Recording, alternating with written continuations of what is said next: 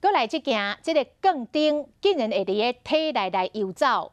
高雄一个30外岁快送员一日扫去看医生，医生甲检查插一条，伊倒边的颔管竟然是插一支8公分长的杠钉。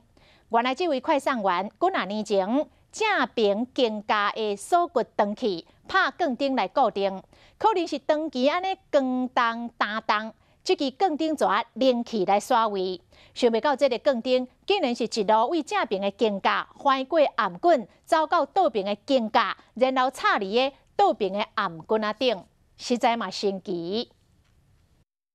无用点会送会高雄一个30外岁送会员，做这个头路已经真侪年啊。最近因为家嫂去病院检查，想袂到医生发现讲有一支长8公分的杠钉，就安尼插入伊倒边颔管啊。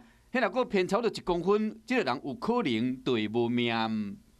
他15年前曾经左边的这个锁骨断裂，装了2个铁钉啊，时间太久了，而且松脱了，自己都不知道，那没有症状。这个杠钉是安尼，为正边肩胛头经过颔管啊到倒边的肩胛头，再搁插入倒边的颔管啊顶面停咧。加在这个过程中，无去伤到重要的组织甲大条血筋。没有插破食道，也没有插过气管，也没有插破血管，所以是比较特殊的一个 case。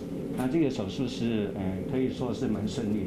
医生提醒讲，胸胛骨肉长期患者爱固定回诊，嘛袂使扛伤重的物件，避免讲杠钉长去还是刷位造成伤害。